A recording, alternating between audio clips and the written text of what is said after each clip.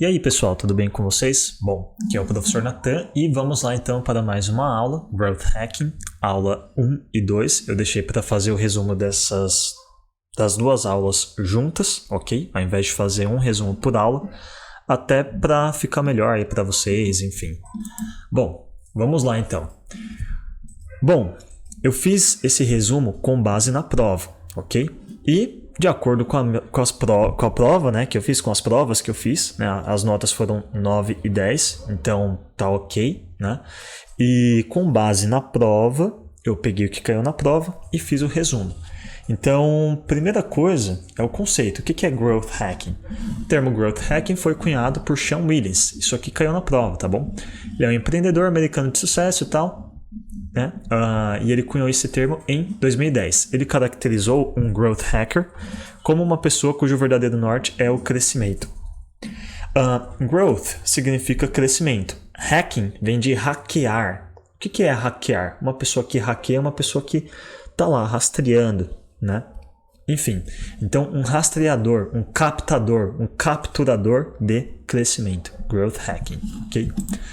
Bom, e, muito importante, o growth hacking, né, esse capturamento, esse hackeamento de crescimento, ele tem 3 fundamentos básicos. O primeiro fundamento é, claro, crescimento.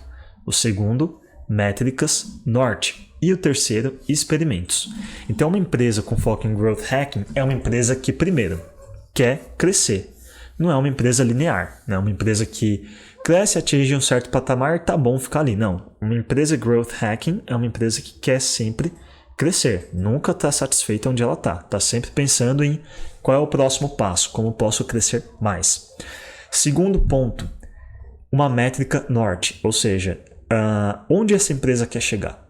Por exemplo, a minha escola, né, eu tenho um pequeno negócio, uma escola de inglês, por enquanto é um negócio pequeno, mas eu sei muito bem qual é a minha métrica norte. A minha métrica norte é vender 1 milhão de cursos.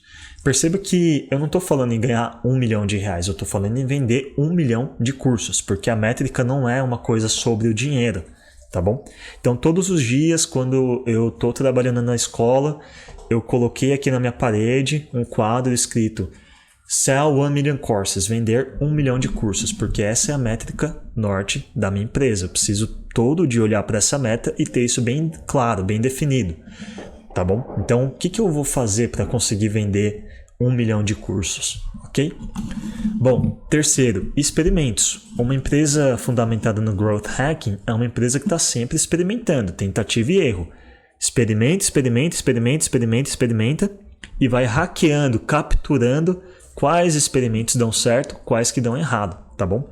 Então são esses 3 pontos: crescimento, métrica norte e experimentos, ok?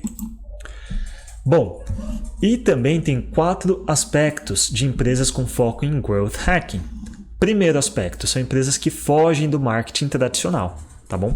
Então, você pode ser muito bem uma empresa que tem crescimento, que tem métrica norte, que experimenta, mas só isso não faz de você ou da sua empresa uma empresa com fundamento em growth hacking. É uma empresa que vai fazer o quê? Aqueles 3 pontos, mas também esses 4 aspectos. Fugir do marketing tradicional, tudo tem que ser baseado em dados, não em achismo, não no que o dono acha, não no que o gerente acha, em dados. Tem que ter método, né? Passo a passo, metodologia para como crescer, e é uma empresa com foco em equipe, ok? Isso aqui a gente vai ver cada um desses tópicos mais à frente, mais adiante. Bom, são 3 fundamentos, ok? 4 aspectos, e daí o professor ele cita ali um exemplo que são os 8 aspectos de cultura das empresas do Silicon Valley, ok? Bom, todo mundo deve conhecer, mas para quem não conhece Silicon Valley, é aquela região lá da Califórnia, onde estão as maiores empresas de tecnologia, o Vale do Silício. Tem esse nome, né, porque muitas dessas empresas trabalhavam com produtos eletrônicos que precisavam de um materialzinho chamado silício, né? Enfim, então essas empresas ali do Vale do Silício, Google, Amazon, Facebook,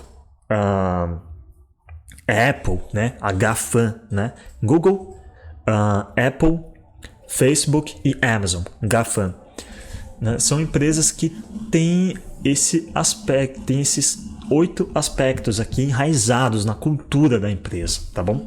Escala global sempre, ou seja, o produto ou serviço que eu estou desenvolvendo tem que ser algo que dá para ser escalável na esfera global, não é uma coisa assim só para minha cidade, para o meu país, para o meu estado, tá bom? Então, se você quer ser uma empresa growth com fundamentos em growth hacking, você tem que pensar nisso. Bom, o produto, o serviço que eu estou desenvolvendo, ele pode ser vendido para o mundo e não só para uma região, ok?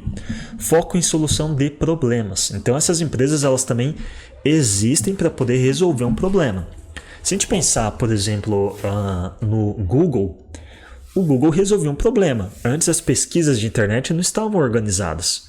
O que o Google fez? É uma página para você pesquisar outras páginas, né? Eu nunca pensei que uma página para você organizar outras páginas daria tanto dinheiro. Porque é isso que o Google faz. O Google não produz conteúdo nenhum, mas é através do Google que você acha todos os conteúdos do mundo, né? Genial. Só que apesar de ser genial, hoje parece óbvio, mas na época não era tão óbvio assim, tá bom? Então, o Google resolveu um problema. A gente pode dizer que o Facebook resolveu um problema também. Não sei se vocês sabem, mas a ideia do Facebook era um lugar onde as menininhas lá poderiam colocar fotos e os carinhas da faculdade poderiam dar uma curtida, um like ou um dislike na foto das meninas. Mas depois percebeu-se que ali poderia resolver um problema que era encurtar as distâncias entre as pessoas, né? Quantos de vocês de repente não tem aí os pais ou as mães de vocês, ou até vocês mesmos, né? Tem alunos mais velhos aqui no curso que de repente conseguiam encontrar um amigo, alguém de infância lá por conta do Facebook. Então resolveu esse problema. E agora o Facebook trabalha com a solução de problemas de marketing, divulgação, né? Advertising. Tem soluções para poder tornar o advertising, o marketing da empresa, as propagandas mais assertivas, né? Bom, respeito às diferenças, né? Então, Califórnia, né? Tem muita gente de todas as partes do mundo, né? Lá na Califórnia que foram para lá para trabalhar nessas empresas. O pessoal do Google tem um cara que é russo, se eu não me engano, que criou o Google. Daí se você pega o Jeff Bezos, tudo bem, ele é americano, mas de família cubana, né? O pai dele era cubano, então ele tinha uma cultura latina, né? Origem latina. O próprio Facebook, né? Tinha um brasileiro e um russo lá também, né? Tem um pessoal da Índia, se eu não me engano, dirigindo a Google agora também, né? Então, por isso que isso aqui, o respeito às diferenças, faz parte, né, da cultura das empresas ali do Silicon Valley. 4 ponto, testar na prática, né? Bom, eu tenho uma ideia, beleza, tem que testar na prática, né? Ou seja, não basta apenas desenvolver uma ideia de negócio, você tem que testar, tem que colocar o seu produto, o seu serviço à venda. Se não dá certo, você melhora, entendeu? Mas tem que testar de alguma forma. E o professor falou na aula que quando a gente fala de testar na prática, tem que ter um número. Você testa um produto na prática, no mínimo, quando você consegue vender ou desovar esse seu produto ou serviço para 500 pessoas no mínimo. Na minha escola, a gente está quase chegando lá. A gente já atendeu 300 clientes pelas minhas contas. Faltam 200 para eu poder validar, né? E essas empresas sempre estão pensando no próximo projeto, tá bom? Eu vou citar um exemplo pessoal, né? Porque é o meu dia a dia. Então, quando eu criei a escola, primeiro eu tinha que desenvolver metodologia. Desenvolvi a metodologia? Ótimo. Próximo passo, material. Desenvolvi o material, coloquei numa plataforma online, estou vendendo material, está entrando aluno, está começando a entrar uma grana. Qual é o próximo passo? Desenvolver um sistema de gestão. Então, sempre pensando em qual é o próximo passo, qual é o próximo projeto, tá bom? Lembra, uma empresa Growth Hack é uma empresa que quer crescer, não é uma empresa que quer chegar num ponto e ficar linear. Uma região rica com hábitos simples, né? Então, o pessoal lá do Vale do Silício são ricos pra caramba, mas pelo que o professor falou, ele já foi pra lá, eu nunca fui, é um pessoal que tem hábitos simples. Cultura Netflix. Esse lance da cultura Netflix, a Netflix tem uma cultura que é assim, quem dá a cartada final para alguém ser promovido a líder não é uma coisa que vem de cima para baixo, é uma coisa que vem de baixo para cima. Então, as próprias pessoas elegem quem serão os líderes, né, delas. Então, o pessoal que está abaixo ali, eles vão elegendo ali quem se destaca, né, para poder ser o líder. Quem escolhe um gestor, um gerente, não é o diretor da empresa, né? Isso é uma coisa que vem de baixo para cima. Pensamento de startup, né? E growth hacking, né? Que é o que importa. Você está rastreando, capturando o crescimento. Aí aqui a gente tem empresas, né, tradicionais versus empresas exponenciais. Isso aqui vai cair bastante na prova, tá bom? Então vai ter perguntas lá que vão estar relacionadas a isso. O que é uma empresa? Quais são as características de uma empresa tradicional? Quais são as características de uma empresa exponencial, né? Então, as empresas exponenciais, elas têm um propósito, elas trabalham muito com a questão do fator humano, elas repensam os processos, né, por meio de ferramentas e tecnologias, engajamento e comunicação, redes sociais, ou seja, são empresas que são mídias, não é apenas uma empresa, é uma empresa que produz conteúdo, né? Eu vivo isso no meu dia a dia também. Eu dou aula de inglês, né, e tal, só que boa parte do meu trabalho às vezes não é nem tanto dar aulas, né, para os meus alunos e tal, é produzir conteúdo para a rede social, né? E sim com experiência do usuário, né? E aqui quando a gente fala de experiência do usuário, a gente está falando do quê? Tem um visual atrativo, tem que ser útil, tem que ser acessível, tem que ter credibilidade, intuitividade, desempenho técnico. Esse CROW, o que é o CROW? Conversion Rate Optimization, conversão da taxa de otimização, inovação e originalidade, tá bom? Então tem que pensar aqui na experiência do usuário e aqui o professor tinha colocado esses subpontos, tá bom? Hibridismo, a mistura do real com o digital, né? Metaverso, inteligência artificial, tudo, né? A gente já viu essas tendências. A questão de tribos, né? Isso aqui cai na prova. Tribos, né? Então, hoje, o que acontece? Acho que a internet, ela meio que conseguiu unir várias tribos, né? Então, você tem pessoas que, por mais que estejam longe, fisicamente falando, mas têm os mesmos hábitos, costumes, pensamentos, afinidades ideológicas, né? A gente está vendo muito isso, principalmente aqui no Brasil. Então, isso vai criando várias tribos, né? As empresas exponenciais, elas estão sempre ligadas nisso aqui, né? Para qual é a tribo que ela está vendendo ou ofertando o produto ou serviço? Empresa é mídia, a empresa não apenas oferece produtos e serviços, mas também conteúdo, né? Tinha um pouco a ver com esse ponto aqui, né? De você manter o engajamento e comunicação. Como que você mantém engajamento e uma boa comunicação? Através de transformar a sua empresa não apenas em uma empresa provedora de produtos ou serviços, mas também uma empresa que produz conteúdo. Digital e possibilidade de compra 24 horas. Lembra? Pensa bem, você quer crescer. Se você quer crescer, você tem que vender bastante. Para você vender bastante, você tem que vender 24 horas por dia. Você tem que estar ganhando dinheiro de olho fechado. Desenvolver um produto ou um serviço que mesmo que, claro, talvez você não vai conseguir entregar a qualquer momento ou minuto, mas pelo menos a possibilidade de compra desse produto ou serviço tem que ser 24 horas por dia, tá bom? E por último, preocupação com dados, né? Uma empresa que faz isso é uma empresa que vai coletar, né, trabalhar com muitos dados, e você tem que ter uma certa preocupação. Você não pode, hoje em dia, né, simplesmente expor assim, os dados dos seus clientes, até porque tem várias leis aí, leis LGPD, né, Lei Geral de Proteção de Dados, então tem que tomar cuidado com esse ponto aqui.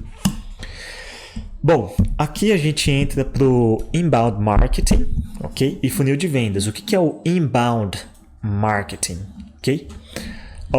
Inbound significa laço, dentro. Então, tipo, o que seria uma empresa com inbound, com laço interno?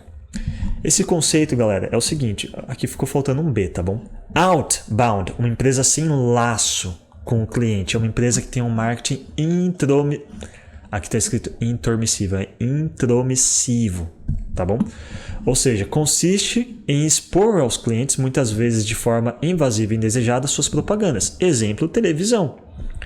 Você está assistindo a televisão aberta, do nada aparece uma empresa que você nunca ouviu falar e mostra um comercial lá. Então isso é intromissível. Já o inbound marketing é o marketing permissível. O inbound marketing representa a técnica de alcançar e converter consumidores por meio de elementos como a interatividade e o engajamento, o elo entre marketing e vendas. Então, aqui, por exemplo, empresas que produzem, que tentam oferecer os seus produtos ou serviços por meio de lives na internet. Né? Para você assistir uma live, para você acessar um conteúdo, você não caiu de paraquedas naquela live. Você está lá porque você quer, você decidiu estar naquela live, naquela página, seguindo aquela página, entendeu? Então, essa é a ideia do marketing permissivo, ok? Você dá ao consumidor de escolher seguir, né, uma determinada página onde ela vai ter contato, esse consumidor vai ter contato com o seu produto ou serviço, né? Diferente disso daqui, tá bom? Então, isso aqui acaba caindo. Por quê? É através do inbound marketing, que é o marketing permissivo, que a gente vai ir para a próxima parte, que é o funil de vendas. Extremamente importante também. Bom, então... inbound marketing e funil de vendas, a gente tem 4 etapas, né, da jornada do cliente. Isso aqui vai cair na prova também. Quais são essas 4 etapas? Aprendizado e descoberta. Então o cliente ele descobre, ok? Ele aprende, ele descobre que o seu produto ou serviço existe. 2, ele reconhece o problema. Ele reconhece que aquele produto ou serviço que você está oferecendo resolve, soluciona uma dor, um problema que esse cliente tem. Lembra, se a gente voltar um pouquinho lá atrás, eu falei um pouquinho sobre isso. As empresas com foco em growth hacking são empresas que estão sempre pensando em resolver um problema, uma dor do cliente, ok? Então, você precisa fazer com que o seu potencial comprador aprenda e descubra o seu produto. Depois que ele aprende e descobre, você precisa fazer com que ele reconheça o problema, considerar a solução, ou seja, consideração da solução. Você tem que achar formas de fazer essa pessoa a considerar a hipótese de que esse produto ou serviço que você está oferecendo é a solução para o problema. Né? Isso aqui remete até a uma coisa antiga, né, de técnicas de propaganda que a gente via na televisão antigamente. Seus problemas acabaram, chegou, né, que faz tudo. Né? Se você assistir lá a Polishop, lembra aí, vai ter muito isso. Seus problemas acabaram, chegou o Air Fryer, você vai poder fazer alimentos sem usar uma gota de óleo, né? Por exemplo. Então isso aqui eles trabalham com essa questão aqui, ó, aprendizado e descoberta, reconhecimento do problema, considerar a solução e, por último, a decisão de compra. Então essas são as 4 etapas da jornada de um cliente. Ele aprende, descobre, reconhece, considera e compra. E para a gente poder entender, né, como fazer o cliente entrar por aqui. Aliás, para a gente poder entender o funil de vendas, a gente precisa entender isso daqui. Então, quais são as 5 etapas do funil de vendas? Atração. Então, a atração está totalmente conectada com isso aqui, com o aprendizado e a descoberta do cliente. Né? Conversão. Se ele está reconhecendo o problema, a gente precisa ajudar, né, converter esse cara. Né? Consideração do problema, se relacionar com ele, né? E venda, tá bom? Que está relacionado aqui com a decisão de compra. E depois que a gente conseguiu fazer tudo isso aqui, a gente atraiu, a gente converteu, a gente relacionou, a gente vendeu, a gente precisa analisar, tá bom? Porque lembra, uma empresa com foco em growth hack é uma empresa que está sempre analisando dados, ok? É uma empresa com foco em análise de dados. Tudo é feito com base em dados, não em achismos, ok? Bom, e por último, galera, bem curtinho esse vídeo. Eu vou começar a fazer vídeos mais nesse naipe assim mesmo, mais curtos, tá bom?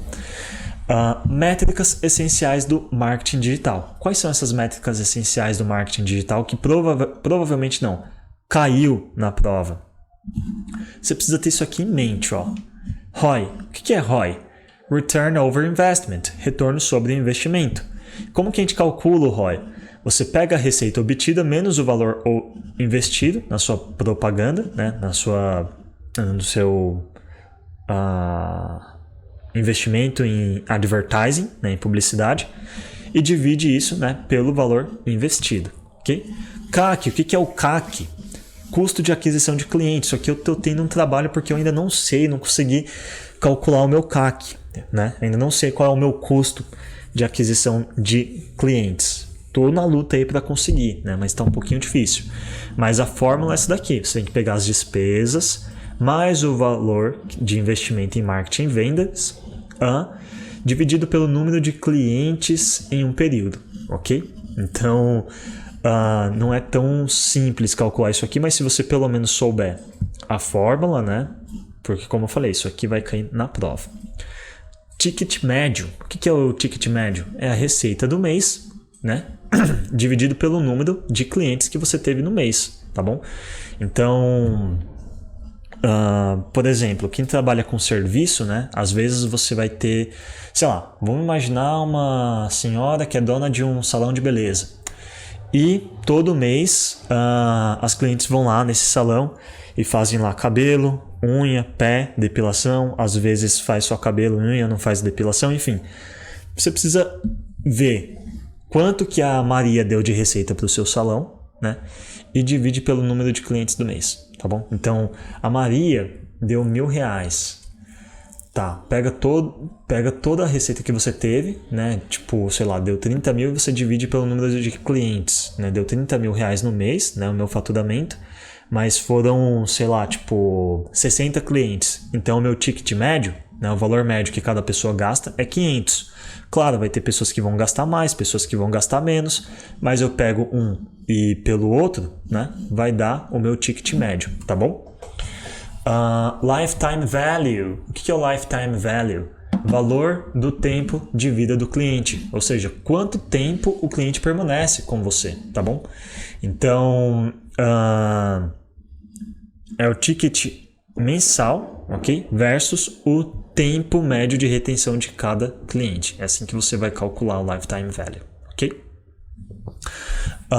Bom, e por último, o CPC, custo por clique, tá bom? É o custo da campanha que você teve dividido pelo número de cliques obtidos, tá bom? Então essas métricas aqui provavelmente não, elas caíram, né, na prova. Galera, é isso aí, espero que vocês tenham gostado, tá bom? Desse conteúdo e vejo vocês aí na próxima aula, no próximo vídeo. Tchau, tchau.